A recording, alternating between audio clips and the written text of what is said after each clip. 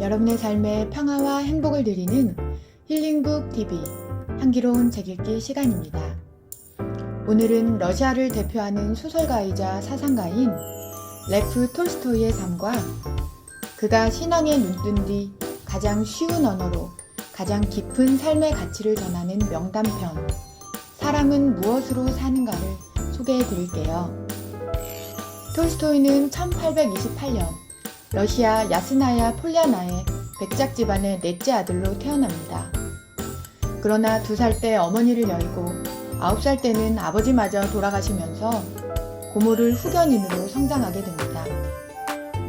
16살 때 카잔 대학에 입학하지만 대학 교육에 실망을 느껴 3년 후 자퇴한 뒤 고향으로 돌아옵니다. 23살인 1851년 형의 권유로 군대에 들어가 카프카스에서 사관 후보생으로 복무하였고 이듬해인 1852년 처녀작 유년 시절을 발표하여 문단의 주목을 받습니다. 드디어 34살인 1862년 16살 연하인 소피아 베르스와 결혼하여 48년간 살면서 무려 13명의 아이를 낳는데요. 결혼 생활은 불화의 연속이었지만 성장의 밑거름이 되어 그의 대작들은 모두 결혼 후에 집필됩니다. 그는 불후의 명작 전쟁과 평화와 지금까지 수없이 리메이크되는 안나 카레리나를 완성하며 문학적 전성기에 이르지만 50대부터 죽음의 공포와 삶의 허무, 자신의 과오에 대한 통렬한 반성을 통해 회심하여 신 앞에 단독자로 서게 됩니다. 그는 인간은 왜 사는가를 고뇌하는 과정에서 깨달은 진실을 어린이와 민중들도 쉽게 이해할 수 있는 동화 형태로 집필하기 시작하는데요. 이 시기에 발표한 작품이 바로 사람은 무엇으로 사는가입니다. 이때가 그의 전향기로 교우 신학 비판, 참회록, 나의 신앙 등을 통해 사상을 체계화시켰고 만년에는 귀족들이 누리는 번영 뒤에 감춰진 민중들의 아픔을 깨닫고 참회하는 자전적 소설 부활이 탄생합니다. 1910년 주치의를 데리고 집을 떠나 방랑의 여행길에 오른 그는 도중에 병을 얻어 11월 7일 현재 톨스토이 역이라 불리는 아스타포보 역장 관사에서 82세의 나이로 숨을 거둡니다. 톨스토이는 작가였지만 어떻게 쓸 것인가 보다 어떻게 살 것인가를 더 고민했는데요. 가난한 사람을 돕고 함께 일하며 자신의 재산을 내놓는 등 인간에 대한 사랑과 믿음을 실천하고자 노력합니다. 그는 고귀한 성찰을 통해 마하트마 간디의 비폭력 사상에 영향을 준 무소유 무저항 철학을 남겼는데요. 자기 완성에 도달하는 과정을 성장이라 보고 평생 어떻게 후회 없이 살 것인가를 깊이 고뇌했습니다. 그 열매로 탄생한 3대 걸작, 전쟁과 평화, 안나 카레리나, 부활을 포함한 90여 권의 저서는 국경과 시대를 초월하여 지금까지 세계인의 사랑을 받고 있습니다. 그럼 소박한 민중의 삶을 소재로 삶의 진리에 다가서는 잘 읽은 단편 사람은 무엇으로 사는가 속으로 들어가 볼까요? 집도 땅도 없는 구두 수성공 시몬은 오두막집에서 아내와 아이들과 함께 살고 있었습니다. 구두를 만들거나 수선해서 버는 돈이 수입의 전부였지만 품값은 쌌고 빵값은 비쌌기 때문에 시몬이 번 돈은 먹을 것을 사는데 다 쓰였습니다. 시몬에게는 양가죽 외투가 한 벌 있었는데 아내와 번갈아 입어야 했고 그마저도 누더기가 된 지 오래였습니다. 겨울이 오기 전 시몬은 가까스로 3루블의 돈을 모았고 마을 사람들에게 빌려준 5루블을 받아 양가죽 코트를 사야겠다고 맘먹고 집을 나섭니다. 그러나 아무도 돈을 갚지 않아 속상한 마음에 구두 수선비로 받은 20코페이카로 몽땅 보드카를 사 마신 다음 혼잣말을 하며 집으로 향합니다. 시몬이 길모퉁이에 있는 교회에 이르자 미동도 없는 벌거숭이 한 사람이 보였습니다. 처음엔 겁이나 발걸음을 재촉했지만 곧 양심의 가책을 느껴 발길을 돌려 추위와 두려움에 떠는 이 낯선 젊은이에게 하나뿐인 외투를 벗어주고 집으로 데려옵니다.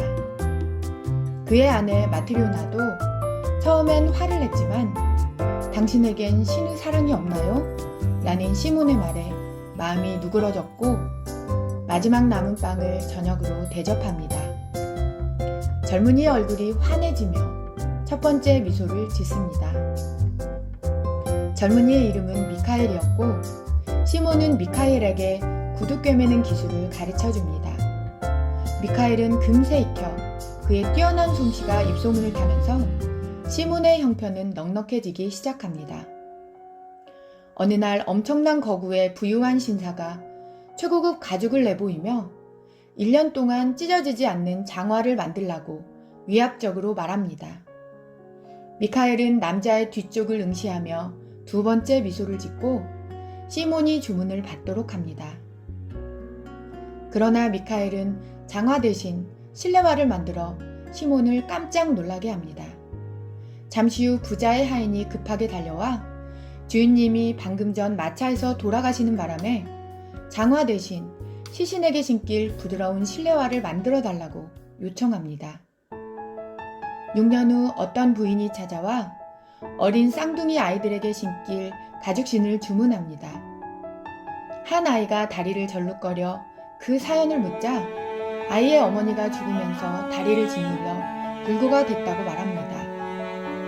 이 아이의 엄마가 아니냐는 물음에 그녀는 아무런 혈연관계가 없지만 아이들을 양녀로 삼아 신께서 데려가신 자신의 아이와 함께 젖을 먹여 키웠기 때문에 좋아하지 않을 수 없다고 말합니다. 그녀는 사랑으로 두 아이를 친자식처럼 키웠고 이 아이들은 인생의 기쁨이라며 눈물 짓습니다.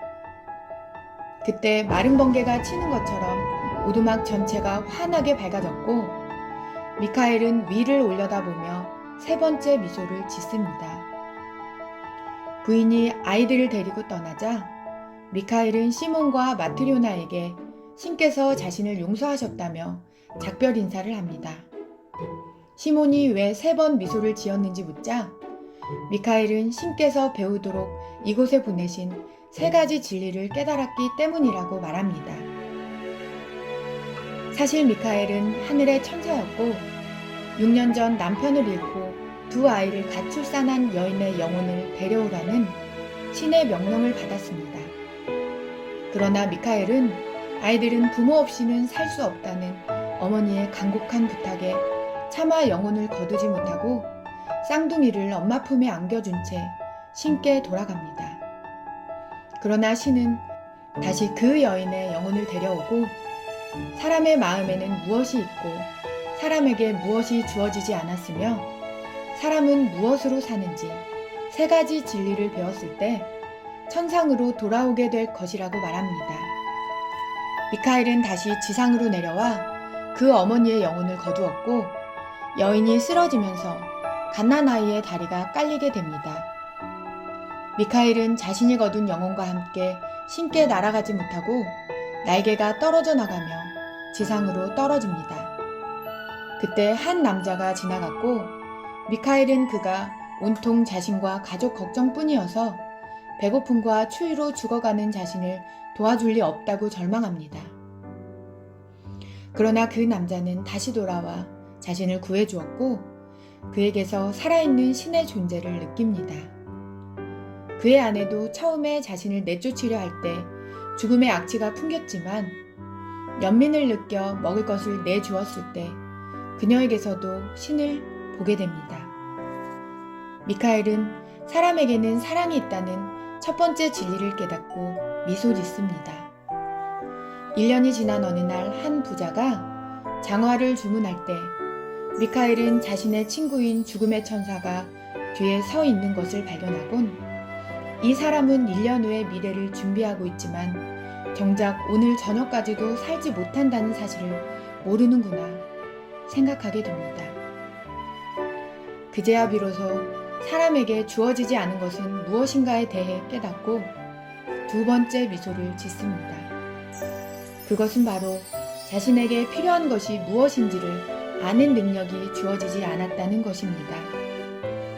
미카엘은 신이 인간에게 필요한 것이 무엇인지 아는 힘을 주지 않음으로써 서로 도와가며 하나가 되어 살기를 원하셨고, 각각의 사람들에게 모두를 위해 무엇이 필요한지 드러내신다는 것을 깊이 이해하게 됩니다. 어느덧 6년이 흘러 쌍둥이를 보았을 때 미카엘은 자신이 영혼을 거둔 어머니의 아이들이란 것을 한눈에 알아보았습니다.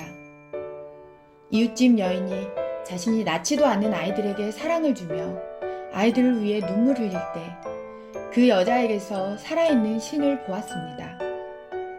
미카엘은 사람은 무엇으로 사는가를 깨닫고 세 번째 미소를 짓습니다.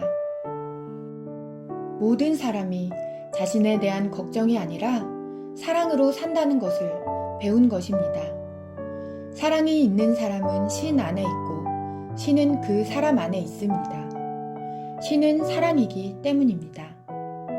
미카엘이 이 세 가지를 깨닫자 신은 그를 용서하셨고 그의 몸에 빛이 나면서 날개가 돋고 천사가 되어 하늘로 올라가게 됩니다.